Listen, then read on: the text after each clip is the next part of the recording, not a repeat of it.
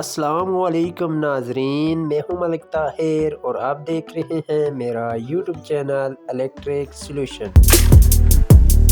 Friends, आज हम एक अलग टेक्निक के साथ एलईडी बल्ब को रिपेयर करने की कोशिश करेंगे।